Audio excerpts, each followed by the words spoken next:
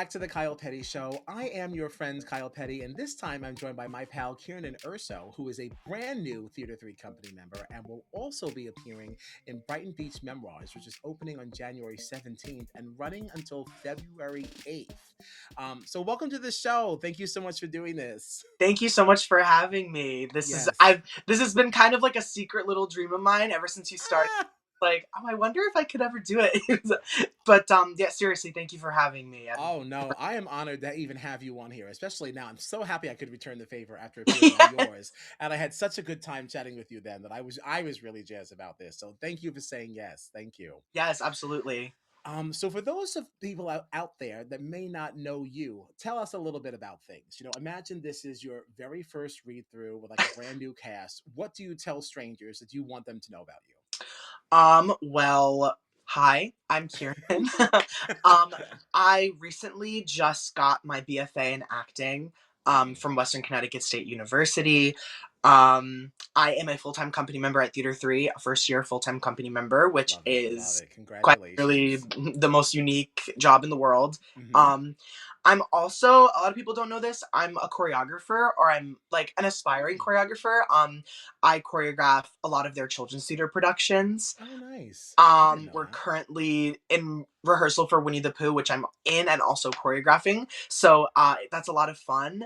I'm super big into like pop culture, which you probably know that from coming on to my show. You Yes. know how big me and my co-host Elle is. We're big on pop culture. As you can see, the decor around the room, Yes. it's very big on pop culture, as you can see. Love it. Um, yeah, and yeah, I would say that's the rundown.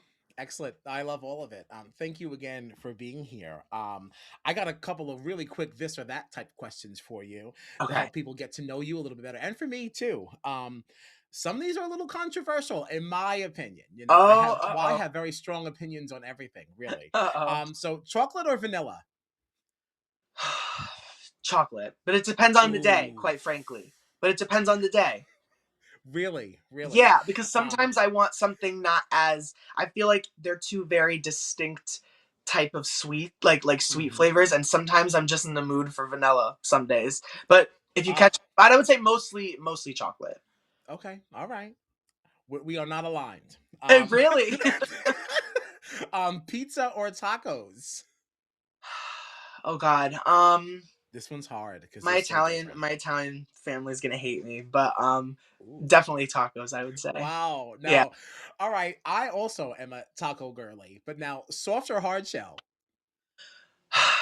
These are really like it really This is depends on the important. day. Like, Is it? yes, I mean it also depends on where you're getting it from, I think. Like Okay. at We're gonna get deep if here. at home if I'm making tacos or if somebody's Hmm. making tacos, hard shell 100%. Okay. But if I'm going to go like I do love a soft shell from Taco Bell, I do. Yeah, Like I love a soft one also, just because I just also think I like the distinction here, right? Because a hard shell is fine, I think, in private. Um, and a soft is like better for like in public because you always look like a fool. It's always cracking all over the I know it's place. Like going everywhere. stuff is falling out. Like it's just very embarrassing. And as a fat boy, I don't need to look messy as I eat. Right? It's got to at least be like the cleanest experience. So like that's all right. That I like the distinction. That's Good. fair. That's fair. Yeah. Depends on where I am. Halloween or Christmas? Christmas. So you have Christmas, to say that. Christmas, but Halloween is a very, very close second. Those are my two favorite holidays. Mm. I do have like a list. Like I do have like a list of my favorite holidays from like when I was younger. Um, it definitely goes Christmas and Halloween. I feel like Halloween is the perfect warm up to Christmas. Like, Okay. Oh, so the hell with Thanksgiving. yeah. Well, here's my thing with Thanksgiving. I feel like Thanksgiving is like September 1st to October 31st is Halloween. Hmm. November 1st to mid January is Christmas. And then And then Thanksgiving just Thanksgiving pops is up, and just the who day. cares? Thanksgiving is the day.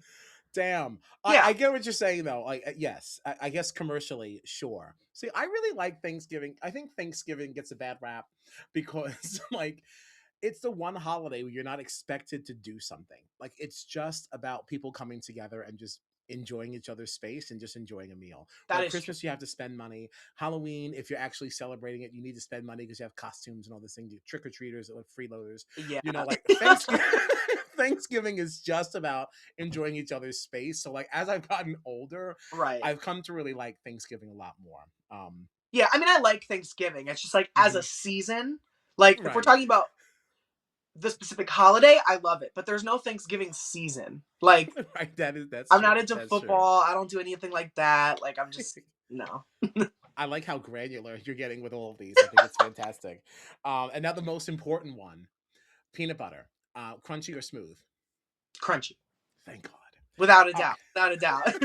right. Excellent, excellent.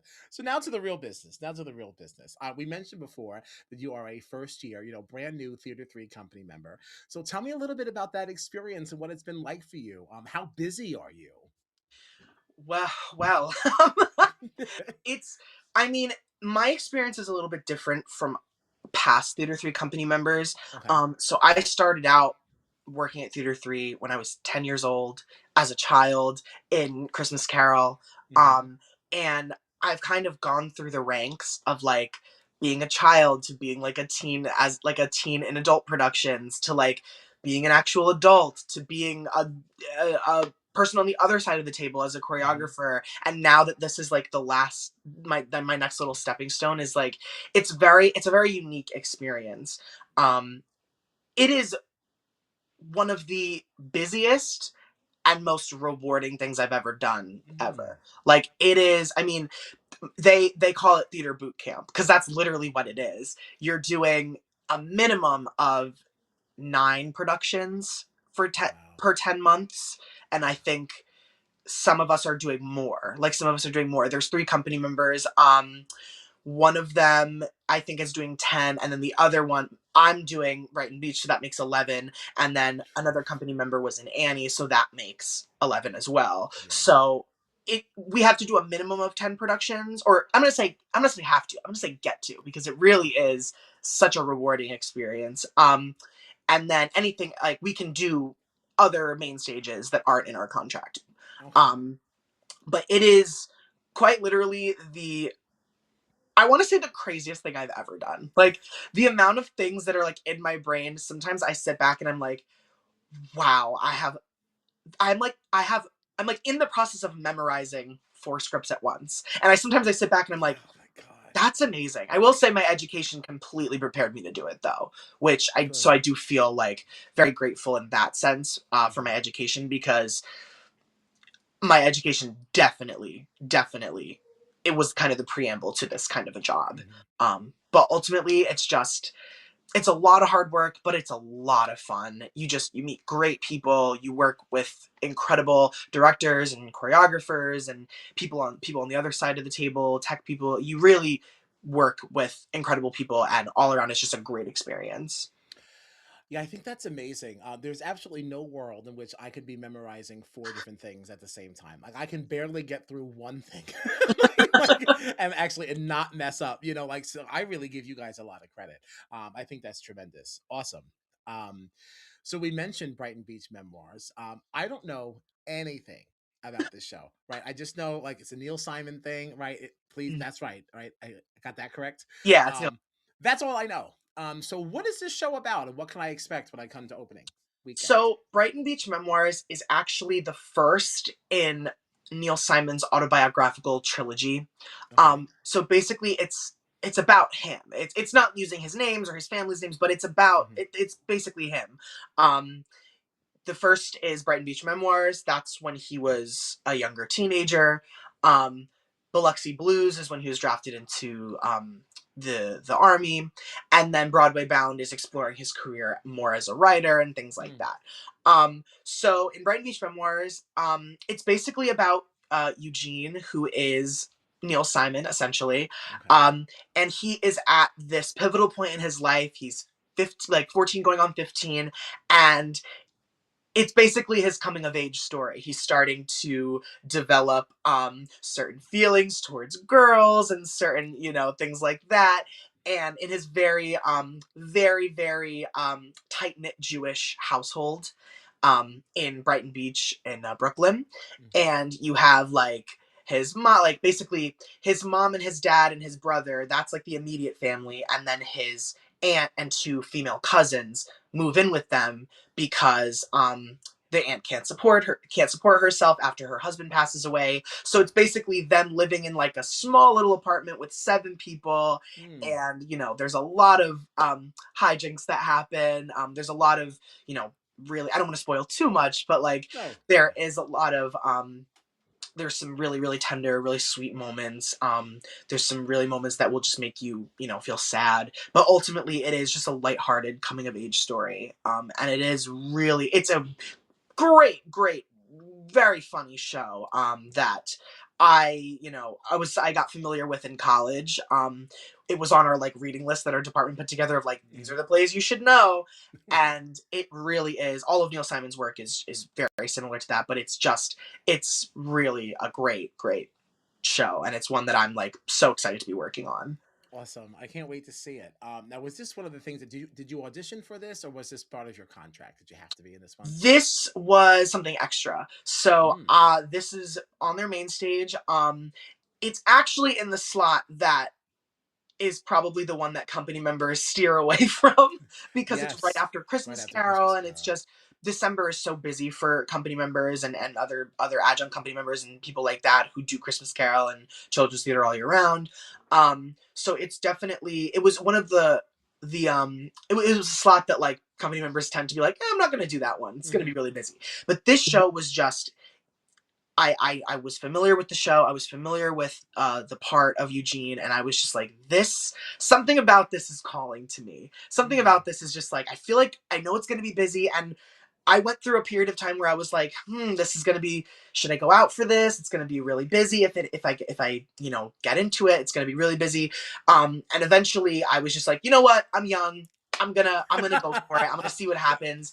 And I ended up getting cast as Eugene. And now that we're deep into it, we're into Tech Week already. I could not imagine watching it in the audience. I was like, I feel so connected with it. Mm. And there's not many pieces thus far that I've had that same experience with, feeling just so like he's mine. You know what I mean? Like it's Mm. very like I feel so connected to it. So it was definitely the right call. It's one of the most, it's again busy, but it's the most rewarding. I think it's one of the most rewarding things I've ever done, quite frankly. Excellent. So tell me a little bit more about that then. What is so rewarding about playing this role for you? Um, I think the biggest thing for me would be just to showcase my like acting chops. Um Mm. I went to college for straight acting. I did not go for musical theater. Mm. And a lot of people don't know that about me. A lot of people think I went for school theater because I would consider myself a dancer, and I would consider myself, I'm a choreographer, and I consider myself a singer as well. Um a lot of people don't know that I that's my like bread and butter. My bread and butter is like straight acting. That's what I have my degree in. That's what I'm trained in. And I've never quite gotten to showcase that um here on Long Island, because Mm. the amount of like straight plays on Long Island are like they're kind of scarce. Yeah, very Um few and far between for yeah, sure. very few and far between. Hmm. I would say Theater 3 does straight plays every season. I'm not really sure of any other theaters that do straight plays consistently. You know what I mean? I mean, Yeah, I think yeah, at think this, of that. yeah, absolutely, yeah, because years ago, I think like the stage in Merrick would do some plays. Yeah. Studio theater Yeah, also does right, play but yeah, differently. these places don't really seem to have as set of seasons as other theaters do Yeah, these it's days. I not. think, It also just might not be the target audience on Long Island yeah, for yeah. the people like musical theater.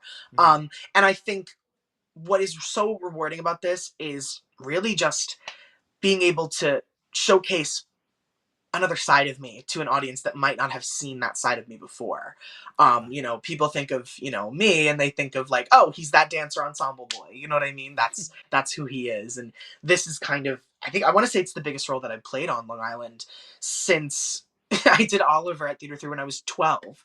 It really is, it's it's definitely, out of the realm of what I normally do on Long Island. And I think that is what being able to just showcase those chops and showcase like this is what I got trained to do, and this is what I can do. I Yeah. think that's the most rewarding. As for challenging, the most challenging part about it is how many learn. Sorry, can't talk right now, but it's having to learn all those lines because it's so many Yeah. lines. Specifically with Neil Simon's pieces, it's so wordy. It's so wordy. There's so many words, so many monologues. So, it definitely, I think that's the most challenging part is keeping all of those lines straight in my head with also the a million other things I'm doing in my head. Yeah. Yeah. So that would definitely be the most challenging thing. But, the challenge does not outweigh the reward in Mm, this case. good. It's very rewarding. Good. Now you've known the show for a little while. Now that you're actually in it, can you actually pinpoint like a favorite moment in the show? Oh, there's so many, quite honestly. I think my favorite moment or favorite like collection of moments is the relationship between Eugene and Stanley, which is Mm, Eugene's older brother. okay. Mike Shapiro plays him, and he's fantastic. And I would say he's a fantastic scene partner to like actually interact with. And I've also never been in a straight play with him before. Yeah. So this is a very different kind of, it's a very different kind of us sharing the stage together. And I think what's so beautiful about those two, like their relationship, is Eugene idolizes him. Eugene, he's only like 3 years younger than him, 3 or 4 years younger than him, but Hmm. he idolizes him. He wants to be like his brother. His brother can do no wrong to him. So even in the show, I won't spoil it, but like his brother gets into some trouble, like Eugene is there, right, trying to help him, and you know, it's really a beautiful Mm, like brother relationship in a household that is crazy. And it's really nice to be able to look at the two of them, and you can identify, I have a person like that with me in my life, you know what I'm saying? I have a hmm. friend or a brother or a sister or Yeah. a cousin or somebody like that, or a significant other, just where you can see yourself in that relationship. Yeah. Okay. Nice. Nice. Now you've been doing theater for a really long time, right? Yes. Certainly not new to this stage. Now, Of all the shows that you've worked on, what do you think is your favorite theater experience?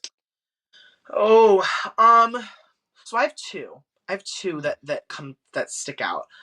One, I understudied in college a production of Angels in America Part mm. 2, which is Perestroika. Now this may be controversial, and maybe, I don't know. I am not a fan of that show. I'm not a fan of the I show don't know. It's certainly not at all. controversial for me. I'm not a fan of the show. I think um part one I like, you know what I'm saying, but part two delves a little too much into, it delves a little too far for me. But I was able to understudy Prior, which is the lead in that show, Hmm. and I ended up we had an understudy performance, and I went on, and being able to do that role was something. It's a great part.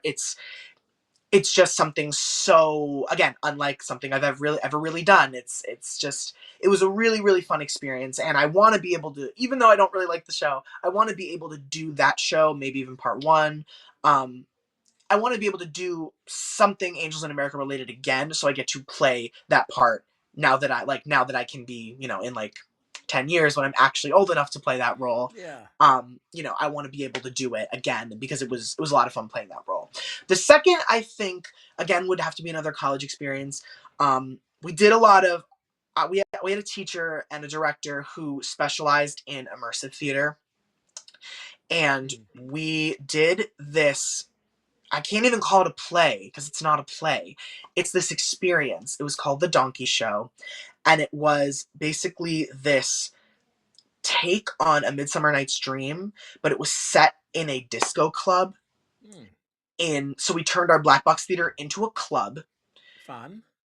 If you were a patron, you could stand the whole time and dance. And it was basically, the story was told through different 70s disco music, and we all lip synced it. Mm. So Wow. basically, it was I Will Survive, Gloria Gaynor, No More Tears, Barbara and Donna Summer. trying to think, Macho Man, like all these different kind of Really disco fun songs. It songs. was Really fun placed in a songs. way that you were like, I can see Midsummer Night's Dream here, and you had all the Mm. characters be, I mean, it was quite immersive. We had like, we had like those little like pill baggies that people were handing out, and it was just candy and things like that. But we really, like, my director really wanted to create that world, and it was like, this is 70s. This is what it was. It was sex. It was drugs. It was disco. That's what it was. Hmm. And it was just, it was one of the best experiences I've ever had because it was so different. It was so different, and it didn't feel like I was performing. It just felt like I was having fun. It didn't feel like any, like, you know, Yeah. the whole show was improv too. Like, we were interacting with people, Mm. improving, being really raunchy because it was the 70s. Um, you know, That sounds and really fun. it was unlike, it was something that was, I will remember for the rest of my life. And why was it called the Donkey Show? Basically because of, I'm not sure if you're familiar with Midsummer Night's Dream, but Of course not. the character the character Nick Bottom in Midsummer Night's Dream Hmm. gets turned into a donkey, and that's the whole point. And Titania, who is the queen of the fairies, gets a spell put on her to be in love with the donkey, and it's basically, it's a Shakespeare comedy, but we made it into a, disco, light, blaring lights, sex I love that. everywhere, like it was, You you also know, just connected something else for me because the only Nick Bottom that I knew was from Something Rotten, and I yeah. did not realize that was a name that was directly taken from Oh, that. all the names in So Something Rotten are taken from Shakespeare. oof, Every single name. oof. Portia, See, Nostradamus is a historical figure. hmm Um, literally all the Peter Quince is an ensemble character that's taken from all of those names. Yeah, it's really interesting. yeah, I'm the worst theater person in the world. Like I enjoy it, but I don't know most things. So like, so thank you for schooling me a Of bit there. course, of course.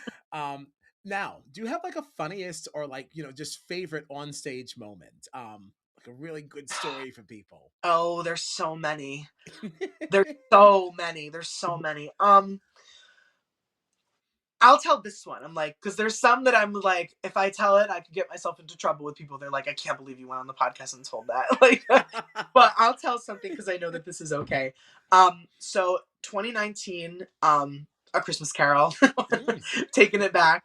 Um, Me and Ellie Dunn, who you know, hmm we were in it together, and we were, it was the wassail dance, right? hmm So that specific year, the choreography for the Peter Cratchit and the Charwoman, who we were our Fezziwig ensemble characters, hmm our choreography was to run up the spiral stairs and run across the catwalk and meet on the catwalk, and we're going to dance on the catwalk. I run first. I get there first. She's trailing behind me because I'm supposed to be like, come on, like we're going to miss it. hmm And all of a sudden, I see her flipping out backstage, like hiking her dress up, mouthing to me, my shoe came off, my shoe came off. And I look, and her shoe is falling down the backstage stairs that go to the catwalk. Clomp, clomp, clomp, Yeah, it was just clomp. so fast that her flat was just like clumping down the stairs. And I was like, oh my God. So she's here with no shoe on, barefoot. What, one shoe on, only one shoe, Only one. and we're doing the dance, and we're trying not to absolutely bust a gut because we're hysterical laughing, trying to like mouth the words. It was so funny. Michelle Labazetta, who was playing Christmas Past that year, Hmm is watching this all go down from her little place, and she's laughing too. And that was just, that's one of, I mean, there's so many more, but that was one of the funniest things that I think has ever happened. I'm gonna say in Christmas Carol because there's a Right. lot more, there's No, a lot more funny stories. that is fantastic. I definitely thought that was going a different direction. Like, thank God that's all that happened on a spiral staircase. I think spiral staircases are, I don't even understand why they exist. They are really not functional, right? Like, they're fine because they look good, but like, it is the scariest thing to go up and down a spiral. Like, I really Yes, have to it is. focus. I'm like, next step, next step, next step. It Because, is. like, they're Yes, it is. terrifying. Like, they really are. Oh, that's great. Yeah. So, what's next for you after that? So you said you're working on Winnie the Pooh. When does that Yeah. open? Winnie the Pooh opens January 21st Okay. and closes, or the January 23rd, I think. and then it closes February 21st. Okay. All So right. that's next on the Children's Theater. I'm Mm-hmm. working on two touring productions right now. One Really? that opens on Friday, From the Fires. It's Voices of the Holocaust, Mm. which was written by Jeffrey Sanzel, which is one of quite literally the most beautiful pieces I've ever, beautiful and gut wrenching and horrible all at once. Like it really is just one of those pieces of theater that you sit there with your mouth agape for 45 minutes. And it's just it's it's a great piece to be a part of, honestly.